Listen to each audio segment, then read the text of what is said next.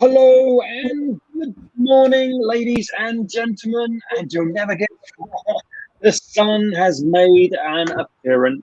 It clearly knows that we are live on Facebook, on YouTube, and on LinkedIn. Welcome, everybody. Welcome, LinkedIn. It's too much for David. You can't see him already. Can you hear me, Nick? Yeah, can hear you, mate. Can't see you. You can hear me. The video's playing up. The technology, yet again, always has a little bit of a, causes a few problems. But hopefully that will sort itself and we'll be back to normal in a minute. What an exciting week. Apologies you can't see me. But hopefully... I see you now, but you are delayed. You'll be behind the curve. Oh, mate. We did say at the very beginning when we started this show, it's the business show, the breakfast show where anything can happen. And we're proving that today. I think we'll be up against it, but no problem. We've got a very exciting show today, a very sporty, very international and sunny day. And absolutely thrilled that we're going live on LinkedIn. We're already getting some feedback from the lovely people on LinkedIn. Hi, Michaela. Intrigued to see what's going on. Quite right too, Michaela, as you should be. It's going to be amazing. Always is amazing. Always lots to talk about. Always lots to share. And the beauty of this breakfast show is that we have lovely guests who really know their stuff, and they're happy to share their experience, their knowledge, and just the magic that is a business. So can you still hear us, David? Are you still there? I can hear you, and I'm watching everything that's happening, but unfortunately it just looks like my video is lagging behind. I will get onto that very shortly and see if we can get that sorted. But yeah, look, lots of great comments coming in, Nick. Good morning to Ian Finch. Good morning, Dominic, Tyler. We'll pop some of these up on the screen. Good morning. Have a good show. I planned to join you, but then got reminded I have a dentist appointment. Ask the dentist to switch it on. Get him to turn it on in the dentist. But good morning to you all and welcome, and thanks for joining us this morning. Absolutely, and thank you, Ian Finch, as well. Look, I get what you're saying, mate. The zombies have interfered with the technology, as they do. Thank you, Ian. Absolutely right. So we'll struggle on, David. I think you're a little bit behind. We see you in kind of Benny Hill fast fashion for a moment, and then you freeze again. And what's great is we don't know what the pose will be like when you freeze. Okay, we have had in the past with the technology's frozen, you've been a bit like this, which is brilliant. That's a show worth catching up on. Yeah, no, absolutely. So Nick, we like to always have a look around and see what's happening around the world, and we pick up on a little bit of news, maybe a little bit of tech, what people are thinking, what small business owners and medium and large size enterprises, the challenges that they're facing. But what we do like to pick out, you've got yourself that new calendar that you have at the side of your desk, and every week you pick out what's happening on a Thursday around the world. Now, what is happening in the world today, Nick? Come on. It's been an eye-opener, mate. I knew there was kind of international days, and occasionally you'd hear, oh, it's international this day, international that day. And it wasn't until I dug out the international day calendar that it kind of really opened my eyes to some very odd international days.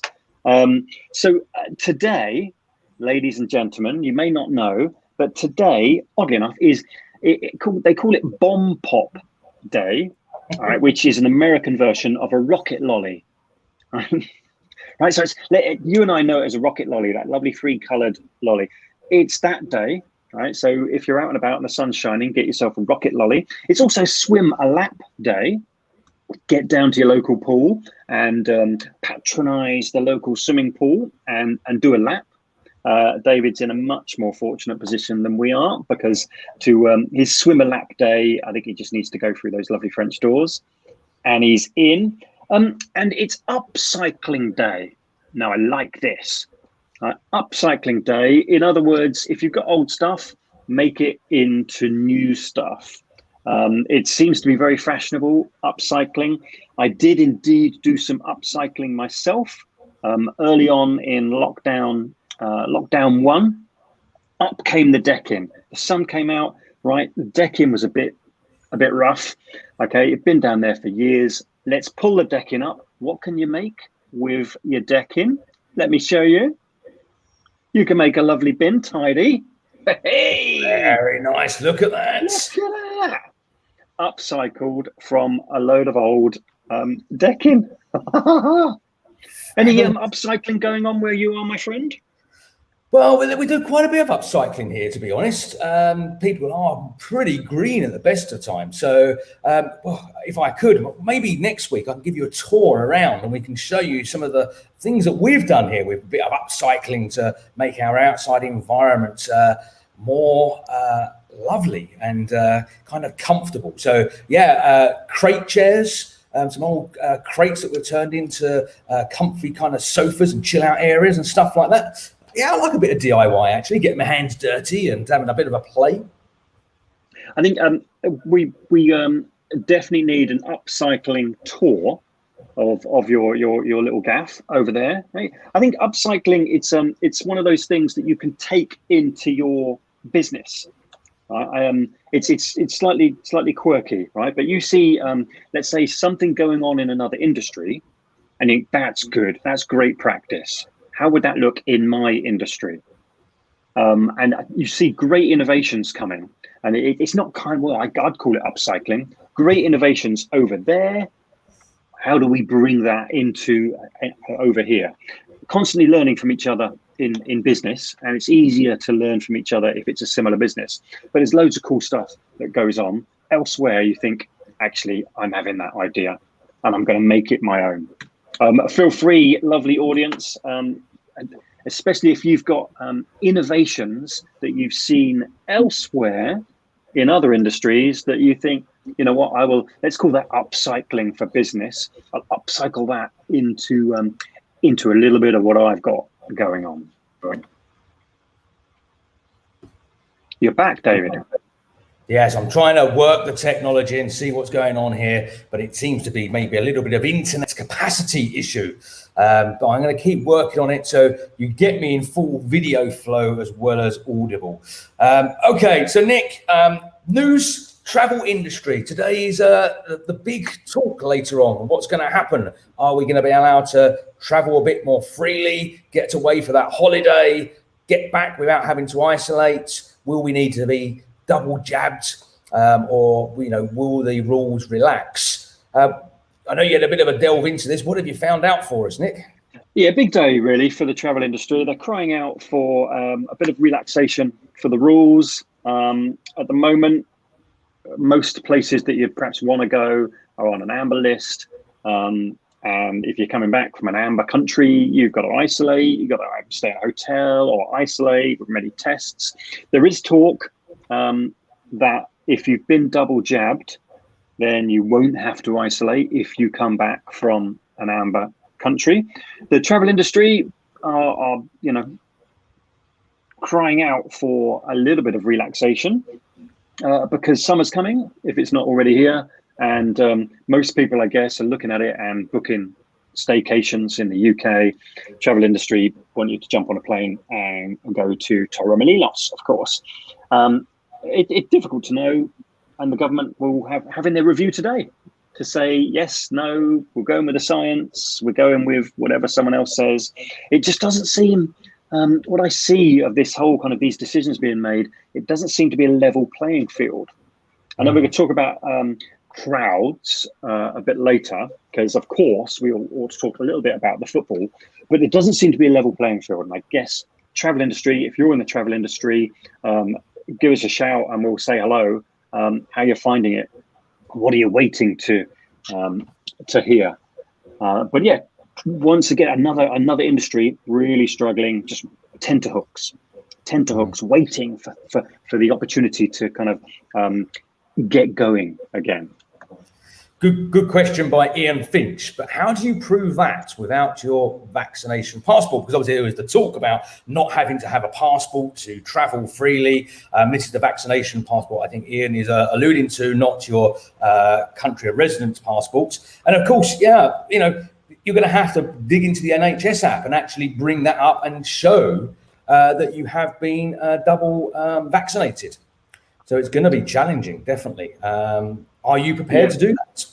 Bit of a rigmarole to get yourself up and running with it's a different app, isn't it? You've got your NHS COVID app, but you also got your NHS app, and that's the one that kind of has your history and will say, yeah, you've been double jabbed. Bit of a rigmarole to get onto that, but I guess if that's the way forward, that's the way forward. Now, Nick, what I'm going to try and do before we get our first guest onto the show, who's sitting in the green room, I'm just going to do a quick refresh and just see if I can get back here in full 4K motion video as well as audio. So, Nick, why don't you tell us a little bit more about the Euros? I know neither of us are big football fans, but I like to kind of watch and see and keep up to date. But England do make the final 16, and we're at Wembley versus Germany. But some interesting things around COVID that spin off from that. Absolutely. So I'm really enjoying the Euros. A bit of an armchair supporter, but love to get behind the team and love to see them do well. Not convincing so far, but watched the games last night. Turns out England play Germany at Wembley next Tuesday. You know, what's not to like about that? But what's been fascinating is you kind of see the scenes, certainly in Hungary. Hello, my friend. It worked. See the scenes in Hungary. 60,000 people in the stadium, hardly a mask to be seen. To be honest, hardly a blooming shirt to be seen either. You know, it does raise some questions about well, if that's going on in Hungary, why are we kind of struggling with minimal, let's say, 30 people capacity? I know the capacity is going up. So when England play Germany on Tuesday, 40,000 people will be in Wembley. It just makes you wonder if that can happen. Then why can't we get on a plane? Or if that can happen, why can't we get into a group of more than 30? It does seem a little bit of one rule for one and one rule for the other, unless, of course, you say it's a test, which sounds like horseshit to me. But it seems to be that's the way to get away with it. Just call it a test. Call it a test. We're going to monitor it closely and see what the results produce. And, are more people infected, or did we scrape through and just one or two? Don't worry about it. Interesting. Yeah, absolutely. But it's really interesting because we talk about schools and stuff like that and children being at school. And if one of those was to show a sign of being positive, then the whole year group or the whole bubble, as it would be called, has to, go home and isolate, etc., and carry out various follow-up tests. But of course, with football, we saw that happen, and one person, went down and showed a positive symptoms, but the rest carried on. So as you say, it's one rule for one and one rule for the other. Interesting. And I don't understand it, mate. I don't understand it. Yeah, and interesting. Wimbledon is coming very shortly. Is on the calendar. Lots of tennis tournaments being played, and that's what our next guest is the expert in. Our next expert is a tennis coach, and he's going to talk to us more, not just about tennis coaching, about himself, his journey today, because he's still quite young. And I admire his entrepreneurial journey to date, because, he's working with some of the, the future tennis stars, probably for, hopefully going to be a UK champion, but possibly world champions as well. So let's get our first guest into the studio. Nick, sitting backstage, being listened to us patiently, a little bit delayed, running behind a few minutes due to a few small technical issues, but we're now back to normality. Let's welcome our first guest of this morning, Nils Klermund. Nils Klermund. I knew it was going to happen. Good morning, Neil. Good morning, Nick. Morning, David. My apologies. Morning, Neil. How are you, my friend? I'm very, very good. How are you? Brilliant. Thank you very much. Love it when the sun shines. Yeah, absolutely. Welcome, Nils. Great to have you on the show with us this morning. As you've seen, a few little technical hitches. This is the problem when you're broadcasting globally around the world and we're sitting in different locations. But hey ho, we will deal with it. That's the motto of our show. Anything can happen, and it always does. So Nils, tennis coach you are, 22 years old, so still, young. There's going to be a lot of girls watching this going, look at him, he's been a bit fancy. But, a tennis coach and stuff like that. But talk us a little bit through, what got you playing tennis? Because I know you're a keen and, a really good player as well, but coaching has now become your passion. It has, yes, it has, yes. I got into tennis when I was very young. When I was 4 years old, my dad took me to a tennis court for the first time, and I hit my first tennis ball. And since then, I've been playing for fun, obviously enjoying it myself, and improving every year and improving every week, and just enjoying the fact that tennis is such a difficult and such a fun sport, and there's so much to learn and so much variety to the sport, really. And yeah, over time, I kept on playing and obviously got better.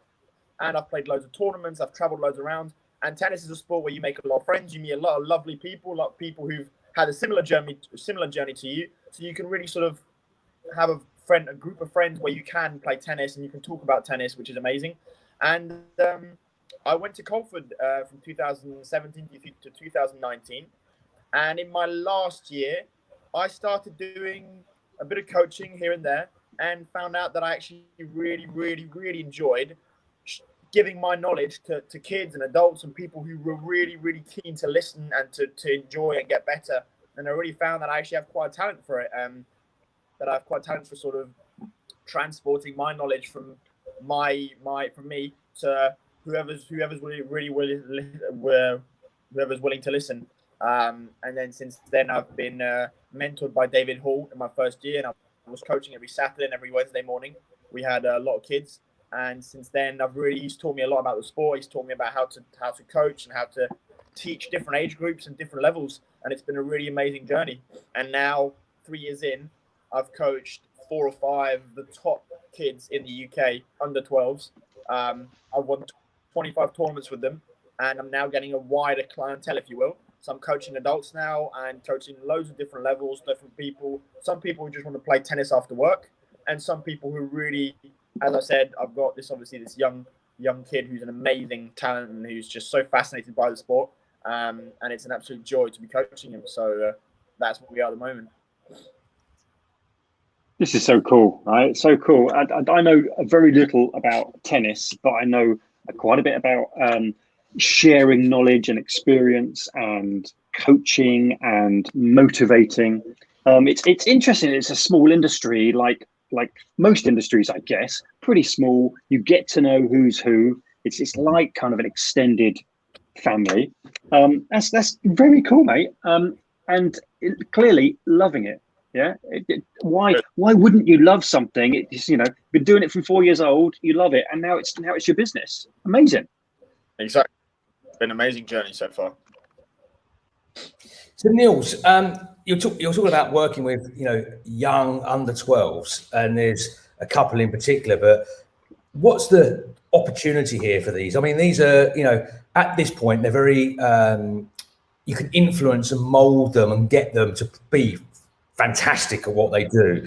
Obviously, there's an element of talent and skill has to be there existing, or could you teach anybody to play tennis and pick up a racket and hit a ball around, or do you have to have some skills there beforehand? Everybody can pick up a racket. That's what my motto. That's what I try and teach. I try and teach that being a professional tennis player is not a priority. It is a privilege and a luxury for certain players. But at the end of the day, tennis is just like going to the pub and grabbing a beer. Tennis can be fun like that. Tennis can be an environment where you play doubles with friends, or you have a little beer, or you enjoy a beer at half time. And tennis is seen by so many as a sport where you have to go professional or it's not worth playing. And I don't agree. Myself, I've had so many lovely tennis sessions where we went into the sun and played an hour and a half game and had absolutely loads of fun. And the tennis skills themselves only came into play when really needed. But apart from that, tennis is just like football and hockey and all the other sports that are practiced in the country. just a sport where you can enjoy yourselves. And if you listen to Andy Murray and all the top players in the country, they will say the same. Tennis is supposed to be just a joyful sport. There's so much fun involved, and if you play doubles or if you play in teams, there's such a good camaraderie and such a good environment. To your question, David, when these kids have been training since the age of 4, 5, since I've been training, and they've been training non-stop, they work really, really, really hard, and it actually limits their childhood to a certain way because they are sacrificing so much to be a professional tennis player. They are already eating the way you should as a tennis player. They work already. They do about 50% of what a professional tennis player does every day, plus school, plus seeing their friends. So it is quite busy for them, but obviously it's amazing because they get the chance to go, right, I'm going to try and go professional, which is not something that everybody can do, because you need talent. You need to have the right people behind you. You need to have the money as well, because sadly that is an issue just as in every domain in the world. If you want to do something, you need to have the financial support behind you. And luckily I've been with parents who are just so supportive of their kids and who just want them to do well. And if they have the opportunity and the means, then by all means, they employ me as a coach, and we travel around the country, and they make sure that their kids are getting better every week and that they get the right sort of tactical, technical, and physical support, because in tennis there's not just hitting the ball, but there is also this aspect where you have to be an incredible athlete as well, just like in any other sport. So it's a mixture of a lot of things really that can bring you on your journey to become one of the best players in the world. I'm fascinated, Nils. I can see certain parts of this I understand more than others, right? So you coach the technical side, right? This is how tennis should be played. These are the skills that you need. The physical side, which I guess is massively based on fitness and nutrition, but you also coach the mental aspects of tennis. Now, coaching a 12-year-old, maybe younger, on the mental aspects of any sport sounds like a challenge. Is that the biggest challenge? How do you do that? Oh, it is very, very, very difficult. They are very easily influenceable, but at the same time, they do not want to be treated as kids. And at that age, when you want to be professional, I had this little kid who I coach, who's a lovely, lovely kid, who came to me. He just turned 10. He said to me, "When I'm older, when I play at Wimbledon, I want you to be in the stands watching me." I mean, it doesn't get any sweeter than that. He is the loveliest kid as well. So people think just because you want to become professional, you're not a very nice guy. You're just driven and forwards. But what I try and teach as well, and the mental aspect is not just you have to be strong in a match, but it's also being humble and being nice and shaking your hand with your opponent and not cheating in a match. And I think there's so much. You can see so much, so not just in a tennis player, but in an athlete, what he's about and what his life has been about, and if he has principles or not. And I try and instill these principles in my kids and just tell them that it doesn't matter how good you get, it doesn't matter how unbelievable you are. Don't forget from where you come from, number one. Number two, always be humble and nice, because it doesn't cost anything, and you're not Superman. You are a player, a tennis. You are a human, just like everybody else who has to work and who has to enjoy your job. And luckily enough, it gets to be with what you love doing. But also just the fact that there is the mental aspect of tennis, which is that when you are behind or when you're in front, your mind can start playing tricks and can start going, well, but that's fine. If you're leading 6-1, 5-1, that's fine. You've got the match. That's fine. I can relax a little bit. And that's where I come into play and teach them, well, you know what? Let's finish this match. Let's work harder. Let's make sure that we finish this, so that then afterwards you can go focus on whatever you want to go focus on. And it's the same way if they're losing. If they are losing, you get a lot of fits. Fits I've had to deal with and sort of conundrums where they're not happy and the racket flies, poor racket, or they end up crying and screaming. And so that's when you have to deal with that in a way that, because you have everybody watching you, in a way that is satisfactory and that makes them feel, you know what, I am worth this and I can keep going. So it is a very, to answer your question, it's not an easy task, but I'm learning every day with the job. So I'm quite happy. Yeah, amazing. So go back to this young boy, 10 years old, when you spoke to him and he said, look, I want you to watch me when I'm at Wimbledon playing tennis. I assume reasonably talented at that age anyway. And we haven't mentioned who this individual is by name or anything like that. But do you look at someone at that age and go, do do you know what? Yeah, 16, 17 years old, you could be playing at an international level, and Wimbledon is absolutely an opportunity for you if you keep pushing yourself, motivating yourself, and surrounding yourself with the right people. Absolutely. At that age, you start to it starts so early, really, David. It's a very long journey, and sadly, there are a lot of obstacles. Not sadly, actually, good, because tennis being an athlete is all about challenges, and well, literally, I mean, it will depend. There are a lot of things that come into play, and for me, the biggest barrier, which I've seen, I have a lot of friends who are unbelievable tennis players and just really lovely people, but just unbelievable athletes, and who have not made it just because when you are 16, 17, 18, it's, do you practice every day after school? Do you go home? Do you go running? Do you go to bed on time? Would you rather have a couple of beers with your friends, or go out with your girlfriend, or go out on a Saturday and Sunday, as every young kid or every teenager wants in the UK? So it's not an easy journey at all. And I have told my kid that well, even though he is very young, he needs to understand. And one of the things that comes into the mental side again is they want to be treated not as children, but as young adults. And I treat him exactly as such, which means if he's doing something well, I will go, well done. That is amazing. But also, if he's not doing something well, if there's something that's not being done properly or just being done quite lazily, I will also start not losing my temper, but I will explain to him very clearly that if he wants to make it, he needs to respect the guidelines and work hard. So I think he can make it in terms of, he's got the talent.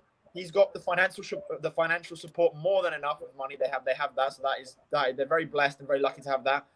He's got two lovely parents who support him every day and who just love him for the journey that he's making right now. And he's got the right institution following him. He's got the right team. The real question now is, will the passion of tennis live on long enough to be able for him to sort of go there? But I really hope, and I really wish him the best. If we do pass sometime, I really hope that he does make it, because he's an incredible talent, and I've been very, very lucky to have worked with him.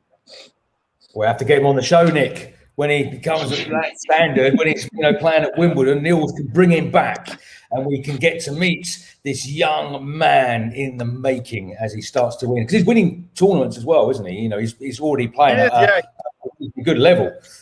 He is. He's ranked like top 6 in the world, the top 6 in the UK now. He won. He was in the national finals, and the national finals is the best 20 players in the UK. And then after the national finals, to show you how hard it is, if you win that, you don't even win the whole thing. If you win national finals, you go into the nationals finals, which is the last 6 kids in the UK. Sadly, then he didn't get too far, but he already put him in the top 6 in the UK, which is an amazing achievement. And I have told him that multiple times, that he needs to be proud of that and accept that and embrace that, and not brag, but just go in his head like, this is an amazing achievement. And he is lucky enough to have an incredible family who support him and who've really done well with him. So I'm really, for me, that is just amazing to see that development. And even if I hope he makes it, but if he doesn't make it, it is more about the journey rather than the outcome. It's a journey where you go, wow, I have actually had the chance to travel around the world and do the thing I love for so years. So it's just an experience I can embrace and I will never ever forget. So it's a win-win. Really cool. There's a lot of similarities, oddly enough, with I hopefully with a lot of business owners out there that think, yeah, I get that sacrifice, I get that the amount of work and dedication, and yeah, I didn't go out with my friends because I had to crack on with that proposal. And those people that kind of give and give and give, and hopefully we bear the fruits of those labors. We can all kind of point to it and go, if it wasn't for that hard work, we wouldn't have achieved this. Same thing in tennis. Hard work, dedication, sacrifice, hopefully pays off. Oh yeah, absolutely, Nick. I completely agree. I mean, I think it's in everything you do, and I live obviously in the world of sports. I mean, I have been in sports all my life, not just tennis, but a lot of sports, because my dad used to be a professional handballer, so I've done every sport imaginable. And I think it's the same in everything. I mean, my father worked very hard as well. He's still a businessman, and it was the same. I mean, I've had the amount of times I've been at home and he had a chance to go out with his friends and have just a nice time, and he just rejected that and just kept on working hard. So I think it is whatever you do, really. If you work hard and if you fight and if you sacrifice and if you give everything, then at least if you don't make it, you can still go, right, I've done everything humanly possible to make it. But for me, if I don't do something properly, or if it's something I enjoy and I don't do it properly and I haven't succeeded, it's very difficult for me to go, right, I tried my best. So it's better to just try again, especially in tennis, something I love and something that has been my life for over almost 20 years now, or about 18 to 20 years. And it's just when you go out there, I think it's just basically, I think for the same for you, Nick and David, business is what you love. You know, it's something that you live with. It's not just something that you do every day, but it's something that you embrace and something that you are, that it's part of you. And I think tennis is the same thing. I mean, you see so many professional athletes who don't do what they do, and you think, and a lot of people think, well, just he's not doing it. He's earned about 20, 30 million. He's set up for life. And then you see them not doing it. And there's so many athletes who are literally missing it. That's all they do in their entire life. That's what they love. And so you actually realize, and it makes people realize in the world as well, people who work hard every day, who just have obviously normal jobs, and who just go, well, he's a professional athlete, he can do whatever he wants. And it's good for me to see that there are so many, especially tennis players, where you go, no, he's not. He's injured, and he's fighting every single day, doing about 6-7 hours of rehabilitation and doing everything properly to make sure he gets back on tour, because that is what they live for. So that's for me, that is very interesting perspective on the sport, a different angle, so to speak. Yeah, excellent. I've gone back to my Frozen days. Things are not kind of flowing as well as they should be. So apologies if you're sitting there watching the show, whether you're on Facebook, LinkedIn, or YouTube. Yes, I'm not sitting still. It's the video stream that's kind of frozen up a little bit. Nils, look, firstly, one last question before we have to say goodbye to you. What's next for Nils Klermund? What do you see the future looking like, be it coaching, playing, tennis? What's around the corner for you in the coming months or years? So for the next 4 or 5 months, I am building a clientele. So I have now about 12 clients, and I have 3 more on the way. So I've got 3 dinners planned in the next week and a half. I'm going to dinner with them and speak to them what they want to achieve or what they want to get. And after these 6 months, I have applied for 2 big academies. So we'll talk about top 5 academies in the world, 1 in South Africa and 1 in the south of France, where you've got all the best players in the world training, young and a bit older, so the professional, the senior, and the younger guys with 18, 19. And at the same time, I have a proposal for the first time of a sponsorship to go professional myself. So there are 3 options on the table at the moment, and I'm contemplating them while working hard and keeping up my coaching, because just same as everything else, it needs to be practiced every day, or every second day, to make sure you keep the practice and you get better every day and you evolve as a coach, which is important. So while contemplating these 3 options and thinking very hard and researching and looking what would be best for me, I am currently coaching quite a lot, and I've got some tournaments coming up, and we recently became regional Suffolk champions, so that was quite a nice achievement for me. I'm quite happy with that. And yeah, we'll see where the future leads. But those are the options on the table right now. Fantastic.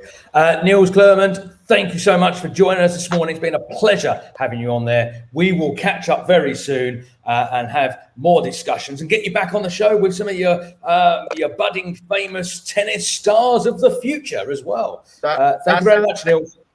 Thank you very much for having me, David and Nick. It's been an absolute pleasure. I've been absolutely delighted, and I wish you a lovely morning. You too. Thanks, Nils. Thank you very much. Well, Nick, there we go. That's our first guest in the hot seat. Great to hear, the future tennis stars are coming through with great coaching and training. But as you say, he's very like business, isn't it? An athlete and a business person are very similar. They have to get their mindset correct. They have to practice. They have to build experience and knowledge and skills. And having people around you, surrounding yourself with the right people, be it a coach, be it an advisor, be it people that can support you on the journey is so important. If you're an athlete, if you're a business owner or someone that wants to do and succeed at something, that's what you've got to do to make it work. Absolutely right. Business is our tennis, mate, as it turns out. Or let's say the chat show is our Wimbledon. Every Thursday morning, all right? We turn up. We've practiced. It doesn't always go according to plan, but we've got the mindset to carry us through. Very cool. There are some 3 very, very cool options that Nils is contemplating right now. I look forward to hearing which option he goes for. I don't envy his choice, because they all sound amazing. Hopefully, business owners out there, you have similar 3 big choices to make. Be great, wouldn't it? To sit back and go, right, today I've got to decide between becoming professional, getting more coaching clients, or joining an amazing academy in the south of France. Wow, very sounds lovely, doesn't it? Absolutely. Of course, we all have those choices. It's just what choice we decide to make individually, and that's the important thing. We all have choices in our life. It's the path that we decide to take will, kind of develop and structure our future as we move forwards. Nick, we're still, well, from my point of view, still seeing a few little technical gremlins, glitches, I have these. I look at my screen and all of a sudden I look like I'm doing something very strange and weird, quite interesting. I will try and give the computer a bit of a reboot and see what's going on, but I think it's all about connectivity, which is stemming me from working as well as I should. But I want to pick up on something last week when we had Sarah Brockwell on the show, and we were talking about the full English breakfast.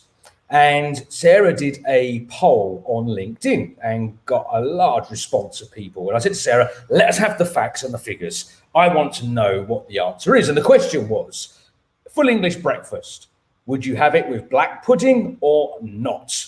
And that was the question.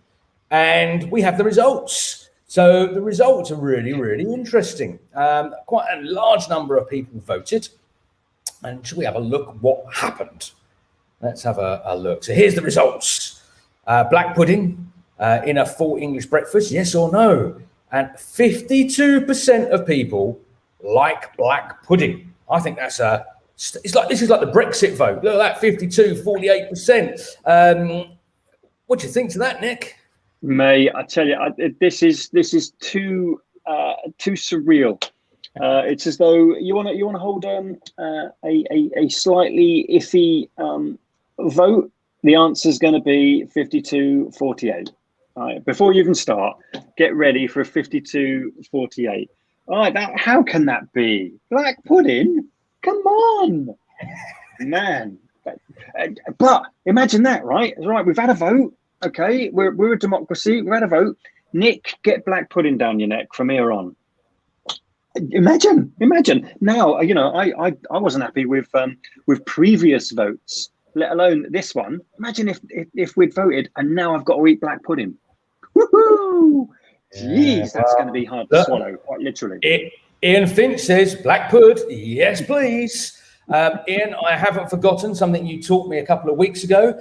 When we go across the channel, we go on a ship, not a boat. I got told off for calling it a boat because a boat can be a submarine. So Ian put me straight, and rightfully so. It's something now, Ian, I've taken in, and I will not. And I'm teaching other people as well the difference. There you go. And good morning to Donna Franklin, also joined us on the show last week. Good to have you back listening, Donna. Fantastic, great show last week. Okay, Nick, well, we are kind of we're over halfway through the show already this morning. Time is flying. Oh, lost you now, mate. Lost your audio, and your video is frozen. This is why, mate. Am I back? Just for me. It's me. It's probably me, mate, hitting the mute David button. Right. Anyway, while you're sorting out your technical issues, as the show is flying along, let's get our next guest on. Very excited about our next guest. Carrying on this sporty theme, I want to talk about to our next guest a little bit about sport, even though that's not kind of the main driver. So, ladies and gentlemen, prepare yourself, right, for our next guest. It is James O'Rourke. Good morning, gentlemen. James. Morning. How are you, sir? Are you all right? I'm good, thanks. And is it the Nick and David show, or are we now calling it the Nick and Elsa show, seeing as he keeps freezing so much? Do the frozen pun. Sorry. Let it go. Excellent. Well, hopefully he can press the right buttons, because we need you on the big screen, James. How are you? How are things? How is business? How is your world looking? Good. My world might look a little bit grotty, actually, because I've got my office background rather than my virtual background, which I'm used to on Zoom. So apologies if I'm scaring all the audience. Yeah, very good, thank you. Weather's picked up a bit, so can't complain about that. And business is going great, and love listening to Nils. I love anyone who does sport, talking about sport, competing in sport. So yeah, that was very enjoyable first part of the show. So thank you for that one. Absolute pleasure. Tell us a bit about you, sir. Tell us about you, your journey, and Peterborough WorkSpace. I've got lots of questions for you, but yeah, just give us a brief. Let the audience know who on earth is James. So myself, I spent just under 20 years working for local newspapers, actually. Did a bit of a tour around some of those, working in marketing, sales, and circulation departments. Probably kind of harbored some desire at some point to be an MD of a newspaper company, but wasn't to be. And got offered an opportunity to kind of gather all those skills together and throw them out to helping small businesses in this place called WorkSpace. And it kind of really appealed to me. I'd always kind of been I don't know if it's frustrated entrepreneur. An intrapreneur is the word, isn't it? You dabble within a business. So it's kind of the perfect fit for me. So been here now 5 years. It's been going since 91.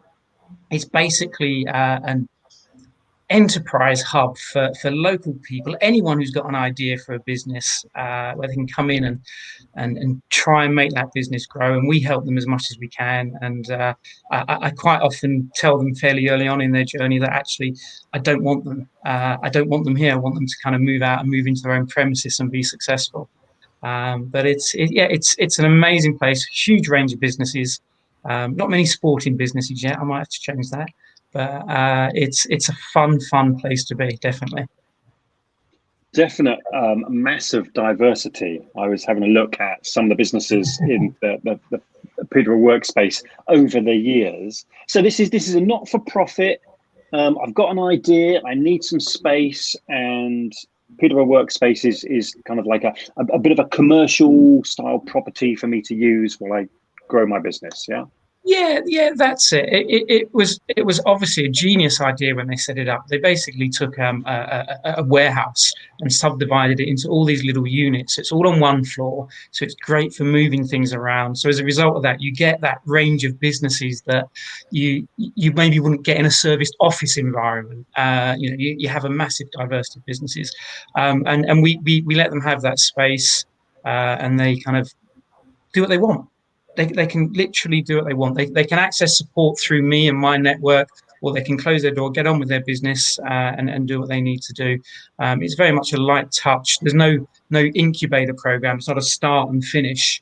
In our head, we'd like people to be here maybe no more than 3 years.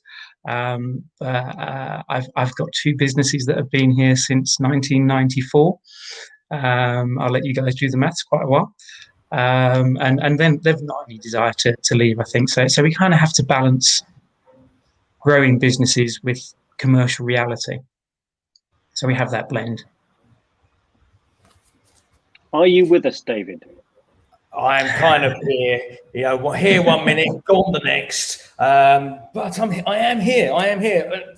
Apologies, James. I've got so many questions like Nick, and I'm kind of sitting here and thinking, will I get the answers? Will we hear the question? James, we kind of met virtually back last year through some virtual online networking groups. We're joined the dots up at the Federation of Small Businesses, which I'm the regional chair for the East of England. You come along to some of the events. You've been very supportive. You're an FSB member, along with obviously the Peterborough WorkSpace as well. And it really does kind of work really well, because obviously you're helping and supporting small businesses, the same as the FSB are as well. What's been your biggest challenges kind of through the pandemic stages? With the small businesses, what are you hearing from them, kind of, without going into any particular stories or details about individuals, but share as you please? Are they finding it tough? Are some having to pivot? Are they coping with it well? What are the challenges you're hearing and seeing, if any? Generally, so we have a couple of businesses that had to follow government guidelines and had to close. That was end of conversation. There was no debate about it. They had to shut the door and couldn't come back. We continued to keep in touch with them though. So we were in constant electronic communication and email and Zooming them, and trying to make sure that they knew where they could go to look at new ideas, to as you say, to pivot, or to think of what they're going to do when they come back and grow and be successful. So those guys, they kind of had to deal with it that way.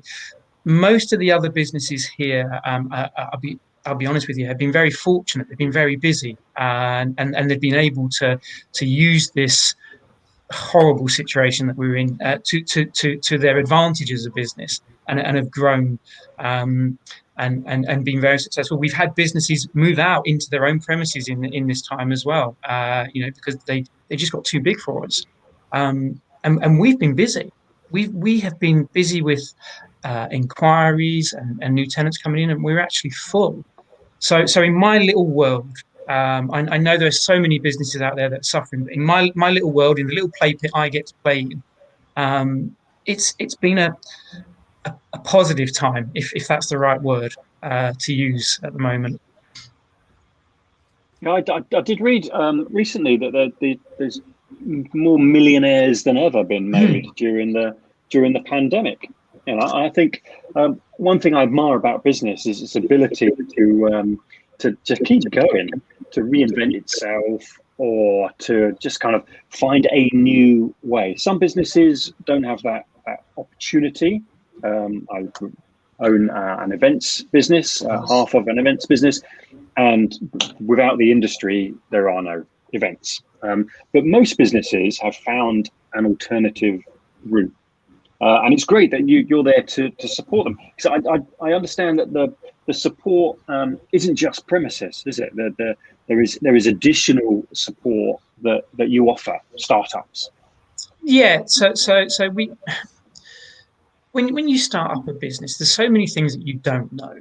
And it's the known knowns and the unknown knowns, and whatever the Rumsfeld quote is about those things.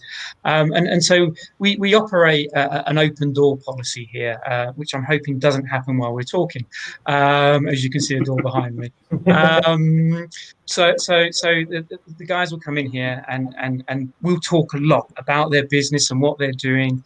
And inevitably I'm able to signpost them to other people, to other resources through my network, going online to the Zoom meetings and meeting some amazing people and being able to put them together. Most of the time I walk around with a cup of coffee and have a chat with them, and in the process of doing that we talk about their issues and problems. So some of the amazing things that what we are able to do is when you talk to them, I'm able to kind of go, why don't you kind of walk 3 doors down and knock on the door and have a chat with those guys, because actually they're doing some amazing things that might help you. And all of a sudden I'll go back later and find out they're doing this little bit of a collab together, and they've got some new products going out. And I feel like I'm just like an unofficial dating agency, whether it's within WorkSpace or outside. So yeah, but it's so much fun, so much fun. Yeah. James, at the beginning of the show, when you come on, you obviously were listening to Nils, and you're talking about sport. Does that mean you're a sporting individual? Are you following the Euros? Are you into tennis?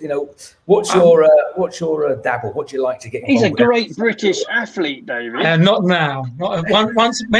I've got too many grey hairs to be an athlete. No, I've been brought up in a very, very sporting family, and travelled around the UK, and then as I got older, travelled around the world doing sport. And I love sport. And Nick, you're right that the similarities between sport and business are very similar. Sport can be much more brutal, I must admit. It does spit a lot of people out. But so as a very young boy, I used to box. Actually, I used to enjoy boxing immensely, and enjoyed that. But then also dabbled with athletics, and got into a sport that if we had a quiz section here, I would hazard a guess that no one will ever get the actual sport that I participated in.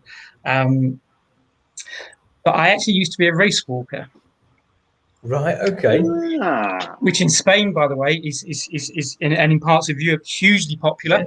There are some hugely successful people doing that, I followed in my brothers and sisters' footsteps. Forgive the pun, but had to be better than them. So I had that goal in front of me that I had to beat them. So I was fortunate enough to represent Great Britain, and went to a world level events. Never got to the Olympics. Would love to have gone, but yeah, unfortunately didn't make that. And yeah, following the Euros right now. So yeah, I love sport. Two snails racing. Yeah, I'll be there watching it. A race walker. No, I'm loving this, James. Give us a bit of a perception. Okay, so I'm imagining race walking. You're nipping along, right? So for us, normal humans, right? You're going at quite a lick. How quick? If you're race walking, can you do your 5K park run? Sure. Okay. So 5K is not an international level for race walking. It only really kicks in at 20 kilometers, so just under half marathon, 12 and a half miles. A 5K. So if I talk about a 20-kilometer race, a 5K athlete, race walker, the elite guys will go through 5K under 20 minutes, 4 times. Wow. That means they're finishing before me, right? I can't catch the walkers. Oh, do you know what, Nick? I had a little look. I did have to check. So I know you took part in that ultra, the Suffolk Backyard, which I would love to speak to you about more. I'm interested in that. So the 100-mile world record for race walking, I think. No, sorry, in a 24-hour race, that's it. My dad's done a 24-hour race walking race, did 135 miles is the world record. 135 miles in 24 hours race walking. So you still have to follow the rules. That's not walking. Yeah, how did you find the difference between walking and kind of, well, let's jog up, let's get a little bit quicker, let's just run, but we make out we're walking? It is completely different. Or at different times, or how do you find the difference? It is a completely different biometric process. It isn't run and then you walk, or walk and then you run. Obviously most people in the UK kind of look at it rather peculiarly because it has a peculiar technique. But basically the rules are you must have at least 1 foot in contact with the ground at all time, which is the controversial one. And normally when the leg that's on the ground, when it's got to be locked, the knee has to be straight when it's in the vertical position. Otherwise, you get that kind of peculiar jogging style. But it is very different. It is very hard, it's a lot of hard work. Like anything, like business, like sport. If you want to exceed at something, you have to put in the hours and do lots of different things. Like Nils, you'll be doing gym work, you'll be doing psychological, mental side of things, diet, everything plays a part in it. It's interesting because some sports I just don't get, and race walking, I'm kind of sitting there stick my head. So it's a bit like I love to ski. Okay, I'm a downhill skier, and I love that. I go up on a lift and I ski down. I have great, immense fun. Then I look off to my left or right and I see the people kind of, snowshoeing or cross-country skiing. And I go, why? Why put all that hard work and effort in when, you can go up and just come down with gravity? And I'm kind of thinking this a little bit about walking as well. I kind of think, wow, that's a lot of effort, isn't it? Why don't you just get a jog on or run? But again, different sports have different flavors and different outcomes and stuff like that. But, sometimes I do sit back and have to scratch my head to myself and think, Totally. Scratching my head about the black pudding. Yeah. I was going to add to that debate and throw in white pudding into the mix, but I think that might just melt the internet if you add that one into it as well. We're struggling with connection as it is, James. So, James, what does the future hold for yourself? And obviously, with the Peterborough WorkSpace, where do you see that going? Obviously, it's a great thing supporting innovation, young, budding, and older entrepreneurs as well. People maybe launching their business. We're seeing businesses disappear, but we're seeing lots of new startups come as well. And where do you see your place in that in the future? So, like Nils, I've got a few things that I'm looking at. Always like to have a few options. The key thing is how to expand it, because we're physical premises. Once you're full, you're full. And so we're exploring a couple of options with regards to that, not just within the realms of Peterborough, but elsewhere around the UK. Also, fairly recently, picking up your point there about startups. I've been working with a local organisation here, and we've launched a startup program here in Peterborough, where anyone, any age, it doesn't matter what point of life you're in when you start a business. We're running a 12-week program that we're looking to carry on for people who have got a business, just started a business, or even just have an idea. One of the people has turned up saying, I really enjoy this particular hobby. How can I turn it into a business? Yeah. And we're going through a 12-week program with them all, covering all the basics. And it's an interesting journey, but that will hopefully have a big impact on them and an impact on the economy in Peterborough, and be a positive thing for us. Yeah, I'm loving it. I'm just, once again, what a great show, right? There's so many parallels between every discussion we have. There's something for everybody. Even a discussion about blooming black pudding. But David, you're saying there's certain sports you don't get. I know there's certain businesses I don't get. There's certain things that people do, I think, not for me. But other people seem to love it. That diversity amongst us is it should be celebrated, of course, and it's amazing. It's amazing, and it's great that you're there, James, to support. It doesn't matter what it is. You're there to kind of think, right, well, let's talk about this. Let's hatch a plan. Yeah, it's and look, it's like with sport, it's passion. It's great fun. I think you spend a lot of time at work. You've got to find some way of enjoying it. Yeah, no, absolutely. And of course, talking about these niche sports, and businesses are the same. And one of the things I'm always talking to businesses about is being niche, being different, standing out from the crowd. Don't do what everyone else is doing. Don't be the sheep and follow the herd. Be different. And that's what speed walking is at the end of the day. That's what cross country skiing's about, isn't it? It's about being in the minority, but being different and being standing out, for being different as well, in a good way. Absolutely. James, it's been great having you here. And also, one day we will get that opportunity to meet face to face, because we're crossing paths quite regularly through various mentoring programs that we are both supporting and awards and stuff like that. So one day we will be able to shake each other's hand and see each other, across the table having a coffee and a breakfast or a slice of cake or something like that. or the athletics track, and I can get you race walking. I'll give it a go. Sounds blooming marvellous, that. I'll be up for that. Well, there's a couple of things we like to do on this show, and I've challenged Nick a few times. So I'm going to set myself a challenge, and obviously this is now public, so everyone's going to hear.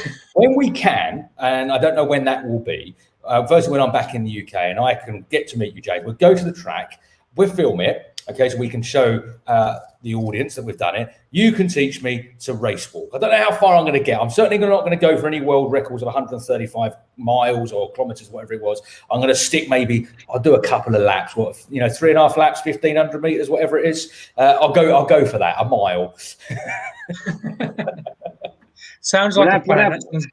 We'll have the mile walking race, and then James will have the tee on by the time you and I finish, David.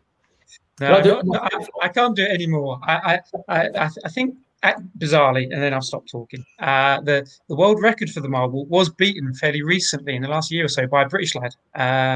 So I maybe I'll try and get him along. If you're out there listening to this and you are the mile walker, you're British and you've set the record, give Nick and I a shout. We'd love to get you on the show and find out about how you did it and how you set the record. James, once again, thank you so much for being on the show today. Absolute pleasure to have you join us here. Look forward to catching up with you in the future very soon. Thank you, guys. Really enjoyed it. Thank you very much. Thanks, James. Bye.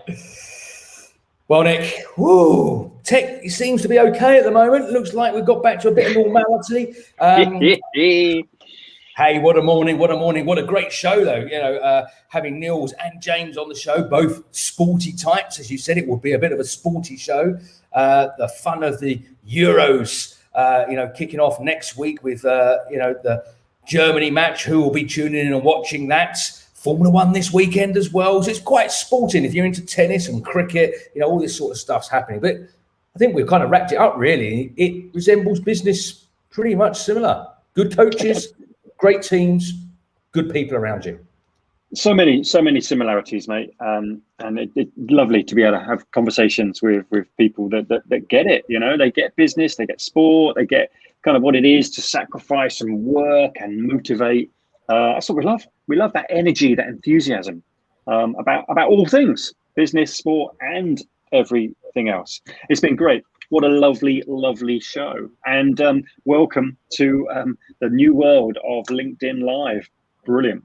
We got there in the end, Nick. We got there in the end with LinkedIn Live. We sorted the technical gremlins from last week. LinkedIn did put their hand up and say, yes, your account had an issue. We've sorted it now. So we're going to be back every Thursday morning, 8 a.m.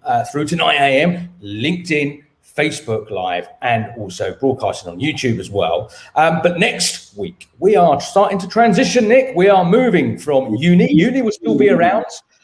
Uni was our platform for helping young enterprises and entrepreneurs, and that will still be around. But we're transitioning this show, along with our late night show as well, which will be launching next month, to Chatbox Productions. Exciting Chatbox. So next week we'll be Productions, mate.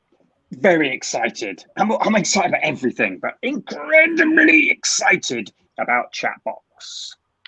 Absolutely. So next week we will have champagne on ice. We will be celebrating the launch of Chatbox Productions. It's going to be a great show. Tune in next week with myself and Nick, Thursday morning from 8 o'clock, British summertime. To all of you watching this, wherever you may be, have a great day, a great weekend, and see you soon.